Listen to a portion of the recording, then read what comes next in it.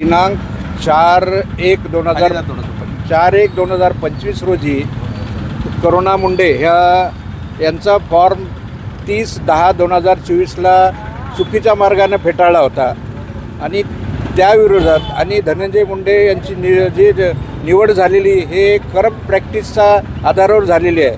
त्याच्यामुळं आम्ही करुणा मुंडे मार्फत उच्च न्यायालयात एक इलेक्शन पिटिशन दाखल केले 4 तारखेला आणि त्यामध्ये आमचे प्रमुख मुद्दे आहेत की त्यांनी धनंजय मुंडे यांनी आपल्या पहिल्या पत्नी जी कायदेशीर पत्नी असून तिचा कुठं उल्लेख केला नाही, तिच्या प्रॉपर्टी संदर्भात कुठल्याही त्याचा कुठं उल्लेख केला नाही, फक्त तिच्याकडून झालेले 2 मुलं त्याचा उल्लेख केलेला आहे आणि त्या दोघांमध्ये जे केसेस पेंडिंग आहेत मुंबई हायकोर्टात बऱ्याच मुंबई आणि 2-4 कोर्टामध्ये पुण्याला आहे त्याचा कुठं उल्लेख केलेला नाही आणि हे सगळी माहिती त्यांनी दडवून ठेवलेली आहे। आणि या आणखी कायद्याप्रमाणे जर कुठली माहिती दडवून ठेवली नॉमिनेशन फॉर्म भरताना तर त्याला 6 महिन्याची शिक्षा होऊ शकते आणि त्याचे अधिकार JMFC कोर्ट परळीला आहेत।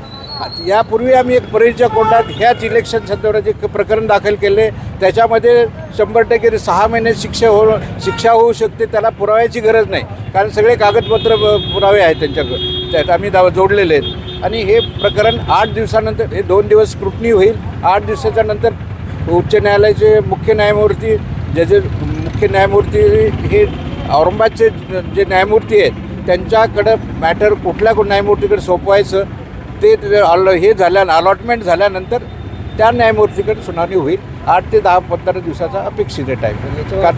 असं म्हणतात की सर्व खोटी कागदपत्रे सगळी खोटी कागदपत्र दाखवली तर आमच्याकडे सगळे सर्टिफाईड कॉपी आहेत, त्यांच्याकडे किती केसेस त्यांच्यावर किती प्रॉपर्टी आहे सगळे त्यांनी कुठं उल्लेख केला नाही आणि सगळे बरेच करुणा मुंडेच्या नावावर जी प्रॉपर्टी आहे त्यांचे केसेस त्यांनी दाखल केले आहेत, दोघांमध्ये जे फौजदारी सिव्हिल आहेत सगळ्या त्याचा कुठं उल्लेख केला नाही।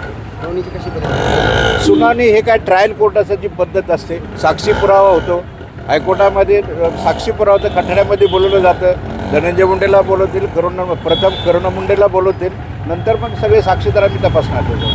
ट्रायल चालतं, हे ट्रायलसारखी सुनावणी असते। ॲडव्होकेट चंद्रकांत ठोंबरे 40 वर्षापासून हायकोर्टात प्रॅक्टिस करतो।